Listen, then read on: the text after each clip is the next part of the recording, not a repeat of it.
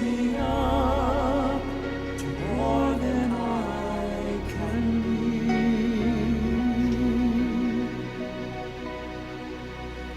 You raise me up to more than I can be.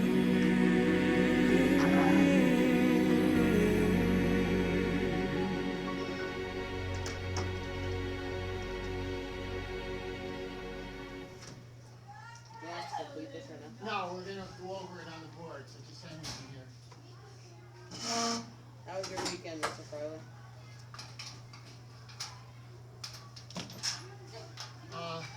It was pretty hectic, but I got a lot done and went to the cemetery and visited my family at the cemetery, Veterans Day, and got some yard work done over the weekend. I can't believe we had the in-service on Veterans Day. That's an in-service. Did everybody go? Yeah, everyone was there except Except me. Yeah. But David said he'll make it up with you. How long that last? It was like an hour and 20 minutes. In water or out of water? In water. We just we did our lap. We did a 250. We tread for 2 minutes, then another 50. And then we did our saves, and then how to get away from people. Escapes. Listen, don't start this yet, guys. Just hold off on it. Okay. So are you guys doing momentum right now? Yeah. Well, she said your class is farther ahead than ours. Did you guys just do that lab today? What lab? The Katie and Maddie were in the lab. No, they're making up. Oh. I was gonna say, if you guys are just doing that. But Hilly. Good morning. I can't wait to go home after this. To my bed. Thank you. Hello. Oh, I think so excited. Would you like some? I didn't just start. All right. We You can curious. our first thing today we're going to do, and we will do this periodically now that we're into marking period 2. We're going to spend a couple of class periods every week doing Regents prep and Regents review. So what we've got that I just handed out to everybody is a copy of a series of multiple choice questions, the type that you will see on your Regents exam in June. And I want you guys to know that as we move forward, we're going to spend a boatload of time giving you prep skills to help you get ready for the Regents exam that you will take on June 20th at 8 a.m. here at good old HFCS. Now, you might remember from a couple of weeks ago, I handed out a packet to you that you guys turned back into me and asked you how you wanted to allocate your time on the exam based on the 3 sections. And the first section of the exam is 28 multiple choice questions. And they are called stimulus-based multiple choice questions. This is real important you guys hear this. When we talk about a stimulus-based multiple choice question, you're going to be given some type of stimulus. It might be a map, it might be a graph, it might be a photograph, it might be a diary entry, it might be a political cartoon. You're going to be given some kind of stimulus, and I've pointed here to the term stimulus to kind of let you know, this is the stimulus on this set of questions. Now these are 2 questions from a past Regents exam. So these are exactly the type of questions that you're going to see. So how many questions are on part 1 of the exam? 28 multiple choice questions, and they're all stimulus based. Our stimulus today is going to be what we've got here, and then there's 2 questions that follow. So I'd like to take about 10 minutes to open class today to walk through step by step how we should attack these questions. Now, this is important. With every stimulus based question, you're going to see some type of sourcing information that appears at the bottom of the document. And in this instance, the sourcing information is telling you that this stimulus is coming from a resolution drafted by Patrick Henry and adopted by the Virginia House of Burgesses on 1765.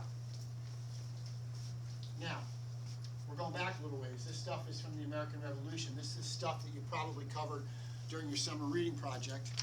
But nonetheless, it's stuff that you'll need to be familiar with moving forward. The first thing I ask everybody to do when they're looking at a multiple choice question is look at the stimulus and look at the sourcing information that appears below it. It's going to tell you where it comes from. The sourcing information is going to tell you who prepared it and when it was prepared and who wrote it or who created it or how old it is.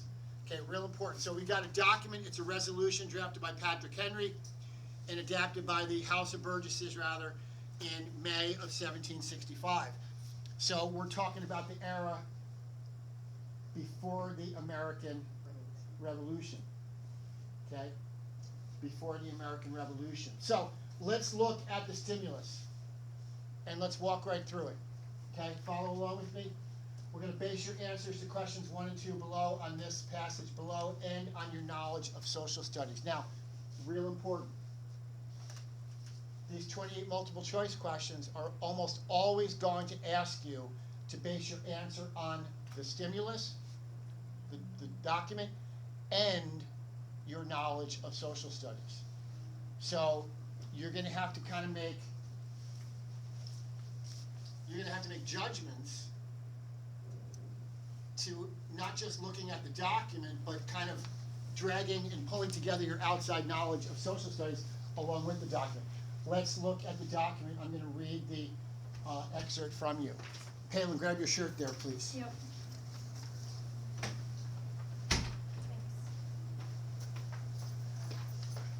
Resolved. Again, this is from a resolution drafted by Patrick Henry and adopted by the Virginia House of Burgesses on May 30th, 1765.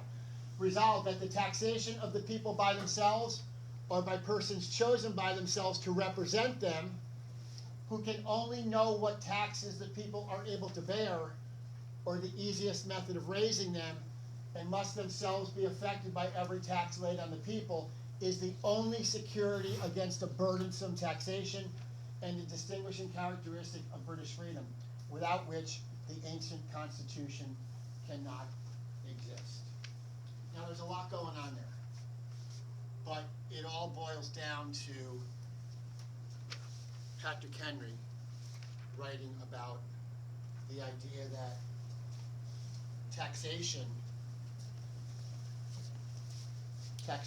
in Virginia should only apply if Virginia has representation where? In Parliament in Britain. Okay? In Parliament in Britain. One more time through. And I always stress, it smells fine. I do a smell check for it, sorry. Right? Somebody handed it to me and I just couldn't help but notice. It smelled like lavender. Right? Resolved that the taxation of the people by themselves or by persons chosen by themselves to represent them, who can only know what taxes the people are able to bear or the easiest method of raising them, and must themselves be affected by every tax laid on the people, is the only security against a burdensome taxation. You've got to know what's going on here while this thing is being drafted. What's going on is that the colonies, starting in 1763-64, are being asked to pay new taxes to pay for what? What war? The French and Indian War. All right, the French and Indian War. So let's try attacking this, and I want to look at the first two questions that follow, and I'm going to give you a couple of strategies.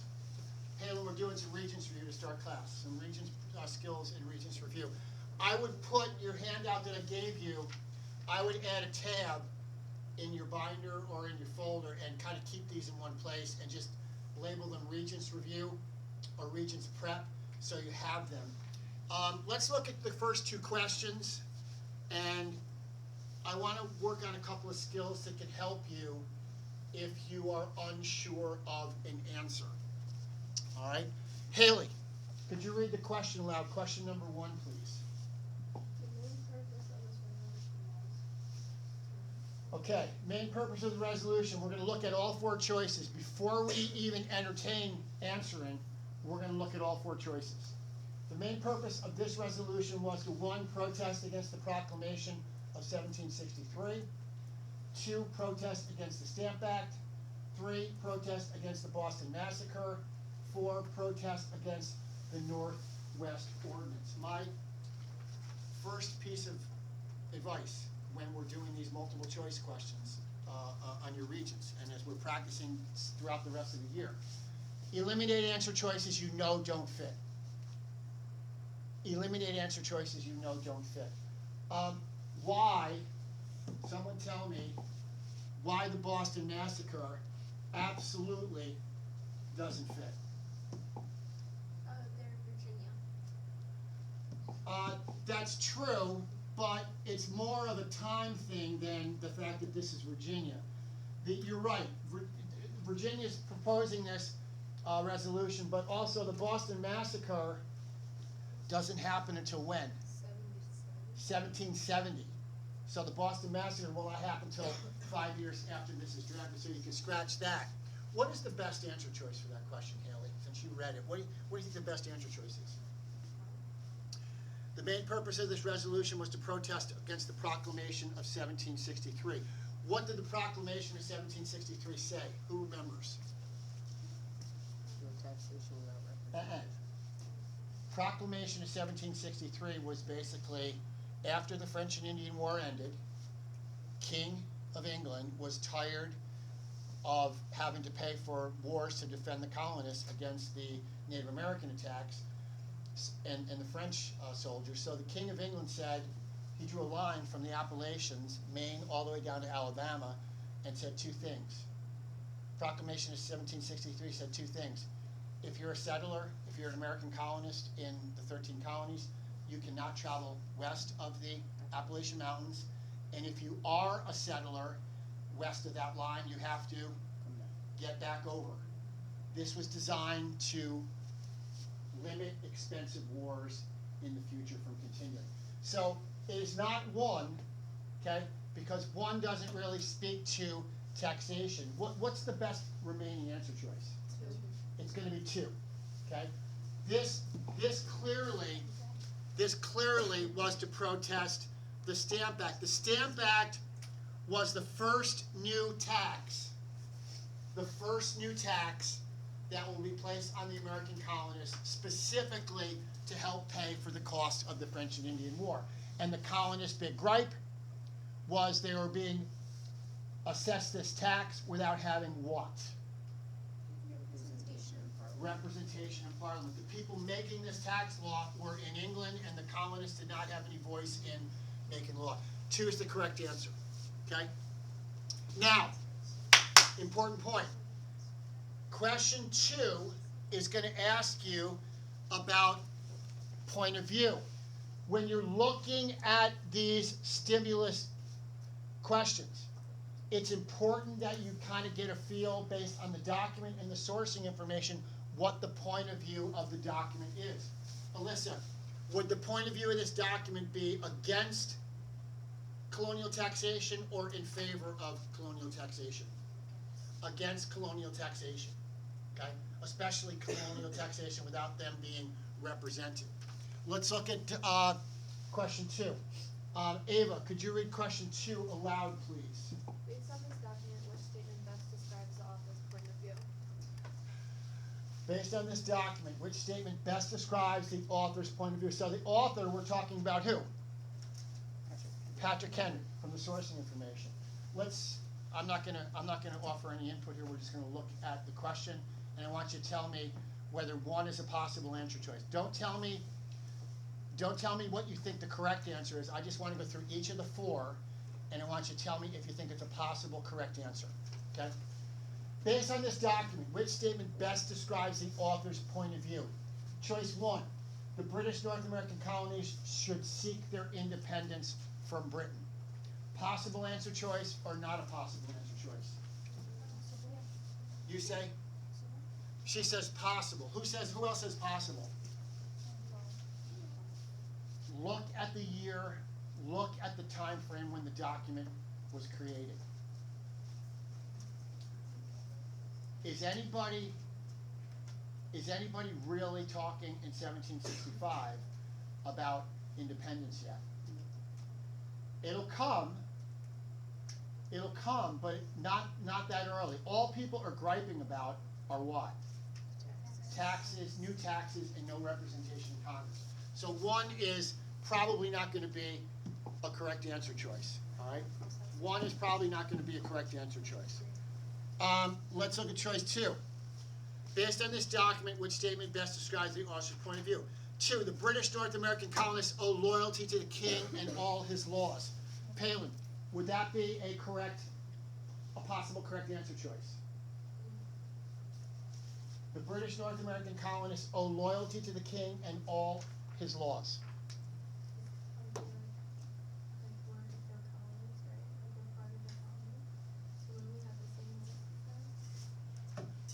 Based on this document, is Patrick Henry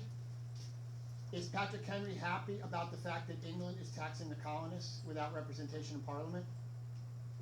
Patrick Henry's not happy. So Patrick Henry, is he expressing this point of view here? Is he saying that we should obey the king and be loyal even if we don't like the law? He's speaking out against the tax. He's saying he doesn't like the what? The law. He says he doesn't like the law. 2 is not a possible answer choice. 3, based on the document, which statement best describes the author's point of view? Again, we're looking for the author's point of view. I can't stress this enough. Read the questions very, very carefully. Read the questions very, very carefully. The British government would only have the right to tax the colonists if they were represented in Parliament. Is that a possible correct answer choice? Okay, you guys say yes to that. I'm going to agree with that. And 4, governments do not have the right to tax their citizens or subjects. Is that what Patrick Henry's saying? No. Matter of fact, I hope you guys realize this. None of the colonists that were bitching about taxes during the Revolutionary period, none of them were unhappy to pay taxes, or let me rephrase that. All colonists had experience paying taxes in their individual colonies. They all paid taxes in their individual colonies. They were used to paying taxes. What they're saying though is, government does not have the right to tax them without representation. So are they disavowing and saying no taxation is okay? No, they're saying some taxation is fine as long as they are represented in the body that's assessing the tax. I want you to look at it this way. You guys are my Hudson Valley class, you're my 9th period class. How would you guys feel? How would you guys feel if I left it up to a vote of my 7th grade students what homework assignments I was going to have you assigned throughout the rest of the course of the year? What if I left it up to Max and 7th and 8th grade students to determine what would that be equitable? Would that be fair? No, because they don't have a stake, and you don't have a stake in 7th and 8th graders. Why would they be allowed to determine what your workload's going to be? Why are they? And this is what the colonists are saying. They're saying that you're passing a tax on us from 3,000 miles away, and we do not have any voice in saying whether we want that tax or not. So the colonists are griping about this, and that's what. So the correct answer for this clearly is going to be what? Yeah, correct answer is going to be 3. All right. So 2 and 3 are your best correct answers. Again, not to overwhelm you on this today, but I want to tell you this: that if we learn the process of using these stimulus-based questions and the process of eliminating answer choices, how many of you have taken a statistics course? Any statistics freaks in here? All right. If I roll a dice, one die. If I roll a die, what are my chances of getting a 1? 6. 1 out of 6. Okay. If I am taking a multiple choice exam and I have to guess among 4 answer choices and I have to make a wild guess, what are my chances of getting the question correct if I'm totally blind? 25%, 1 out of 4. If you erase or you delete 2 of the answer choices, that increases your odds what? 50%. Okay? You got a 1 in 2 chance of getting the question right. I like my chances 1 in 2 much better.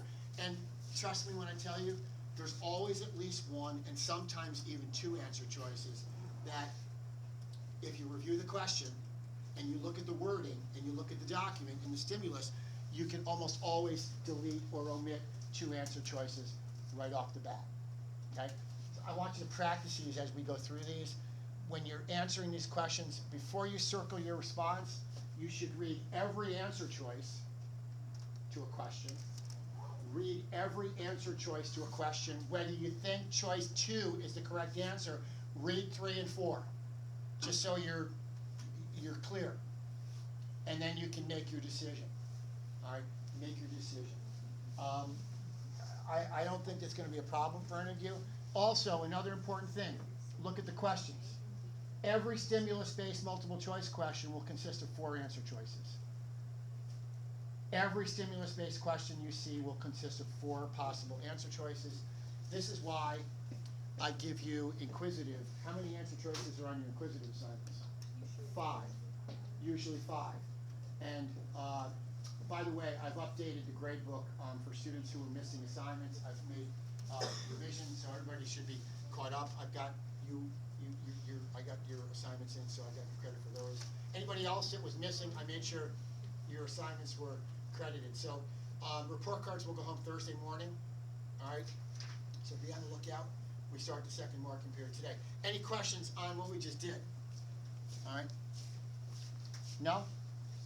All right. Open up your PowerPoint slideshow number 1. Yes, please. Yeah. Open up PowerPoint slideshow number 1. And we left off on page 10. We're talking about religious influence. And this, again, is the Southern distinctiveness. What made the South unique? What made the South unique? And when we talk about Southern distinctiveness, a lot of that is going to have to do with religion.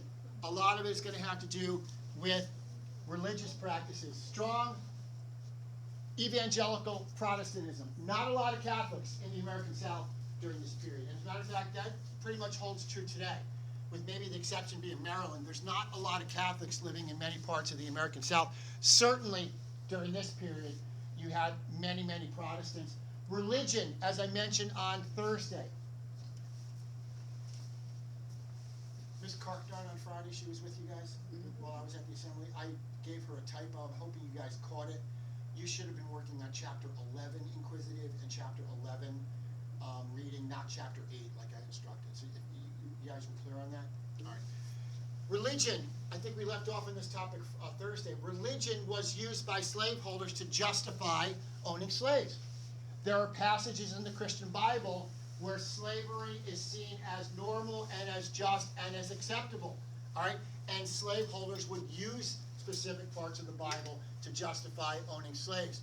Now, there's going to be a great revival movement is going to sweep through the region, and that great revival is going to, as it sweeps through the region, the great revival, as it's called, is going to reinforce a lot of the beliefs, the religious beliefs that are going to justify the institution of slavery. What has to happen? This is not in your reading, but I want to ask you, what has to happen in order for a Christian, somebody with sincere religious beliefs, what has to happen, or what has to be believed by them in order to justify owning a slave? Yes, they're relying on biblical passages, yes, but in a more practical sense, what does a professed Christian have to think about a slave in order, in their mind, to justify owning that person?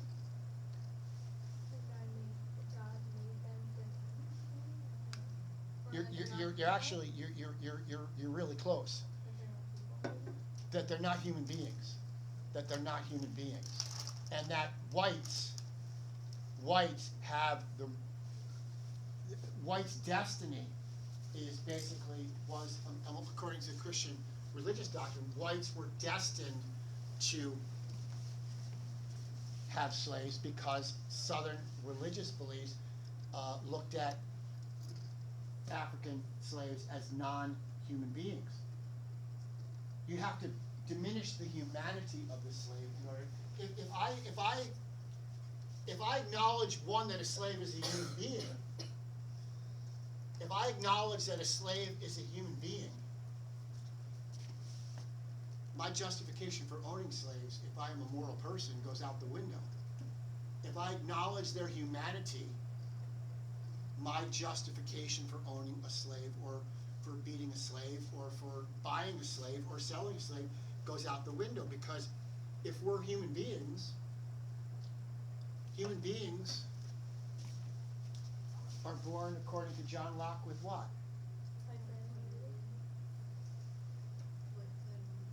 They were born, what are those three things called? John Locke. Natural rights. The right to life, the right to liberty, and the right to own property. Okay? Good.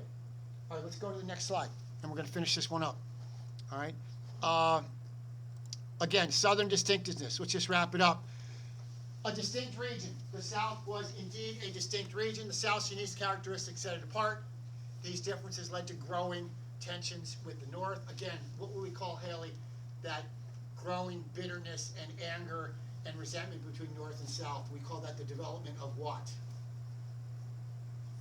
Sectionalism. Very good. Sectionalism. All right?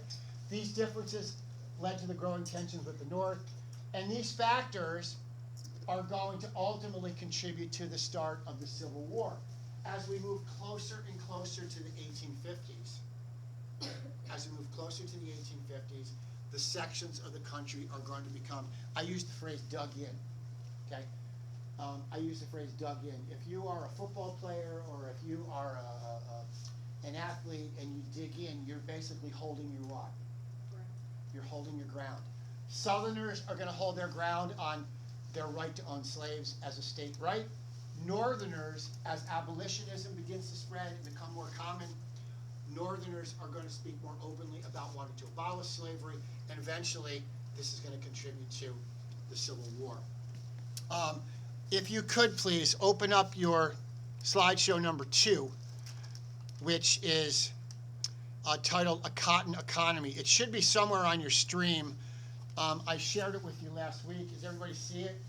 A Cotton Economy, slideshow number 2. All right. We're going to try to do this quick today and tomorrow because we're losing a day this week because of the holiday yesterday. Oh, I want to ask you too. What did you guys think of the Veterans Day Assembly? Was everybody able to attend? You guys were there 7th period. So you saw the recorded interview with Colonel Brownrigg, and the 9th period, the middle schoolers, we had a state senator there who spoke along with Colonel Brownrigg, and I thought the kids liked it, and I was happy to be involved in it again. So thank you for your attention, and thanks for giving up a little bit of your class time for that on a Friday. Cotton, slavery, and the Southern economy. All right, cotton. Big agricultural product during this period. We're talking the period 1800 to 1860. Let's talk about cotton and how cotton is going to drive slavery and the Southern economy. Cotton is going to be called king cotton, okay? There's other crops, certainly rice, tobacco, sugar, but cotton is going to be the king of the Southern plantation crops, all right?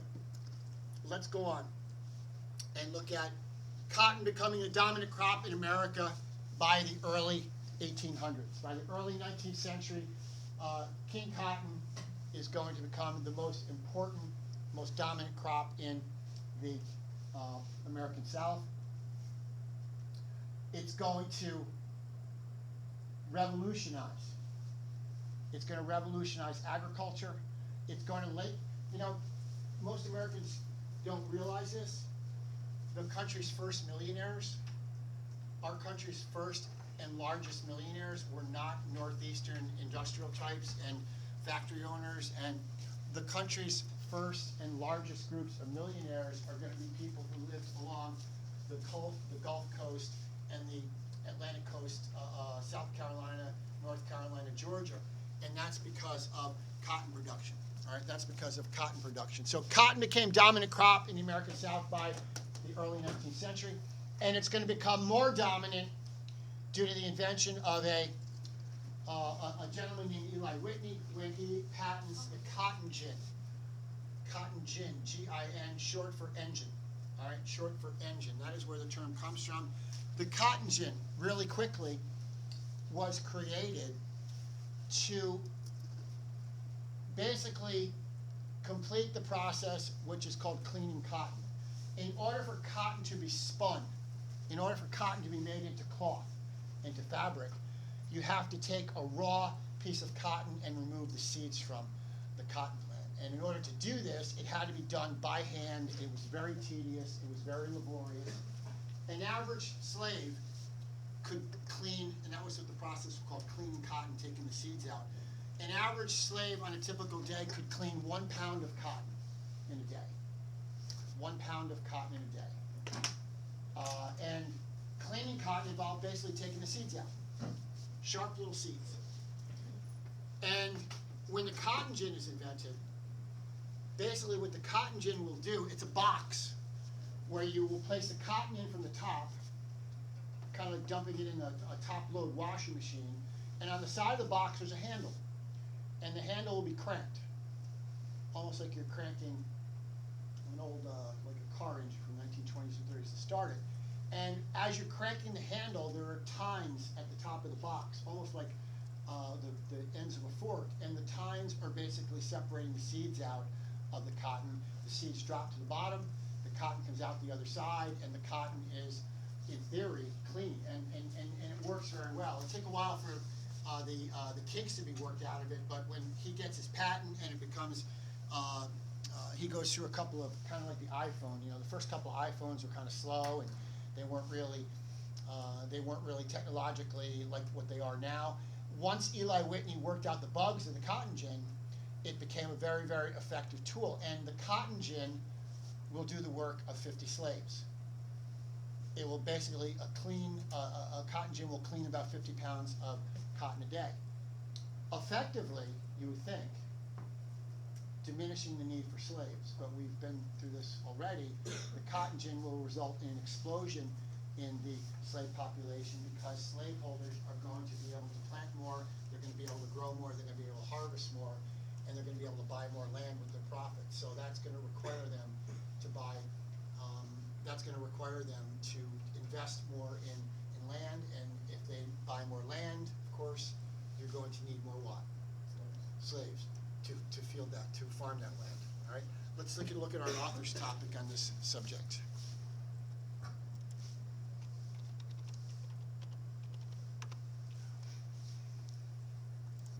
Beginning in the early 19th century, the most important development in the southern region of the nation was the explosive production of cotton. Cotton became extraordinarily profitable for southern planters, and as a result, they not only sought to buy more land and grow more cotton, but they also sought to acquire more slaves in order to produce that cotton. Earlier in the century, President Jefferson had outlawed what was called the African slave trade, which meant that Africans could no longer be imported to the United States to work as slaves. What that meant in practice was that the slave population in the South immediately became more valuable as the flow of enslaved Africans was shut off. And so there developed an internal trade in slaves, where, for example, in Virginia, where they developed a surplus in the number of African Americans, they would sell them to go work in the new cotton states of Georgia and Alabama and Mississippi. Over 1 million slaves were transported from the East Coast states to the Old Southwest as a result of that internal slave trade.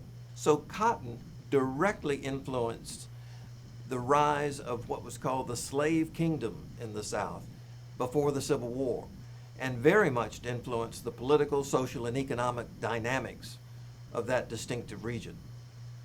1808, and this is early. 1808, the international slave trade was banned in the United States. It was technically, after 1808, it was illegal to bring a slave into the United States from Africa. Now, it was largely ignored, and smugglers were able to get slaves into the United States. But somebody tell me, if the importation of slaves was made illegal in 1808, what in the world is going to account for the explosion in the number of slaves that will be in existence until 1865 when the Civil War ends? What, meaning what? Like the slaves that leave us. Yeah, what's going to happen is you're going to have slaves being bred.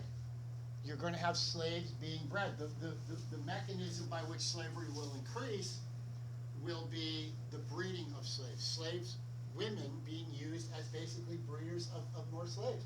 Remember, when a child is born to a slave woman, when a child is born to that slave woman, that child is born into the same situation as the mother. If mom is a slave and gives birth to a child, that child follows the status or follows the situation that exists with the mom. So if you are a slave woman and you give birth to a child, that child is automatically considered the property of the slave owner as well. And this is how the law against the importation of slaves resulted in many, many, many more slaves being born through breeding. All right, let's continue on and talk about the cotton gin. And I got a cool video on this from our Ed Puzzle as well. Invented by Whitney in 1793. Whitney also, you might remember, was famous for what? He did something much earlier. He was an entrepreneur. He was a pretty good businessman. He was quite a salesman. What was the first product that he will use that will be mass produced, and it'll be a product, Lizzie, that would be used by the United States government? Yeah, guns for the United States Army. He will produce a gun that used interchangeable parts that resulted in the Army saying, okay, we're going to buy his gun. If a musket trigger broke, we won't have to replace the entire musket. We can replace it with buying a new trigger, fixing it, and he invented interchangeable parts for that.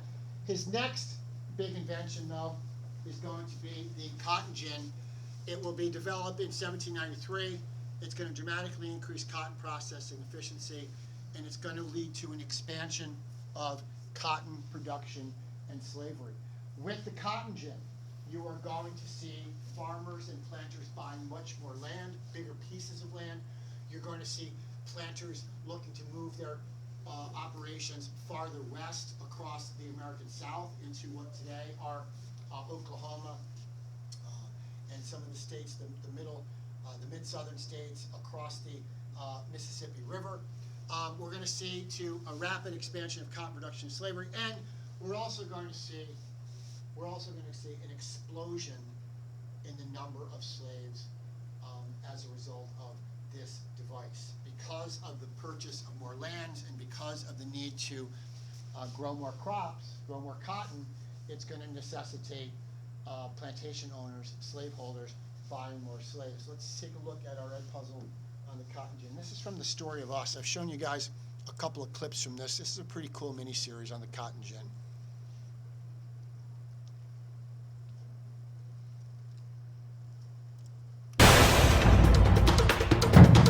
Hundreds of miles to the south, a small plant is creating another economic boom.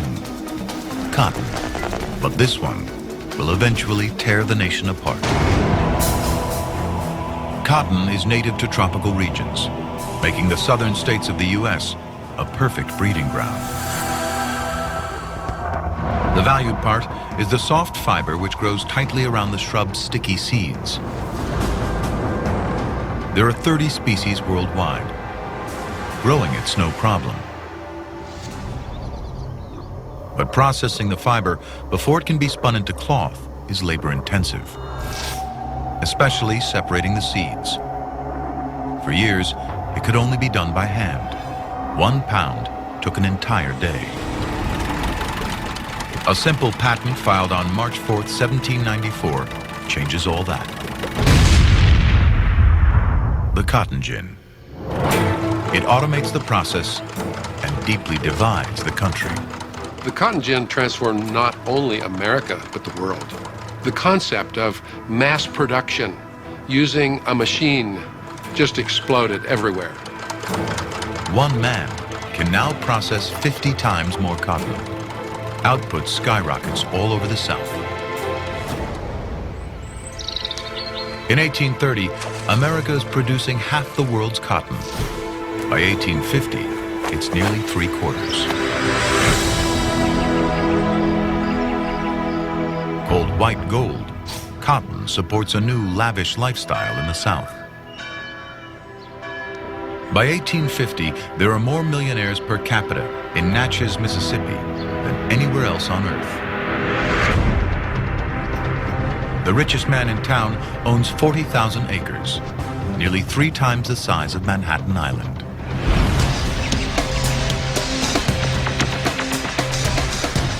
The South is thriving on the backs of humans owning other humans. It's called slavery. The North is implicated in the South's success. The industrial North is profiting from Southern cotton, but turns a blind eye to slavery. Many of them slave owners themselves, the founding fathers assumed slavery would soon disappear. Slavery has already been abolished for 20 years in Britain and is outlawed across most of Europe. But with the cotton explosion, slavery becomes critical to the Southern economy. Each slave is now 50 times more profitable. A slave who sold for $300 before the cotton gin goes for nearly $2,000 by 1860. People don't really realize this, but slavery was actually on the decline in the South prior to the invention of the cotton gin. But then once the cotton gin made it so practical to grow cotton, all of a sudden every farmer in the South wanted to plant as much cotton as possible. But overproduction is destroying the land.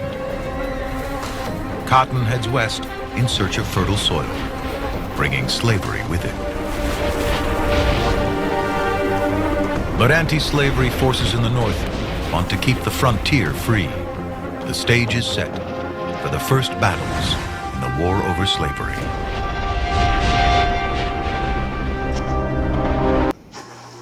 Okay, more tomorrow. Thank you.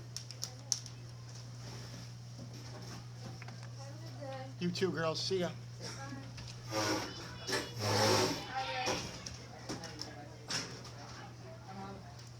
So you're just going straight to the gym?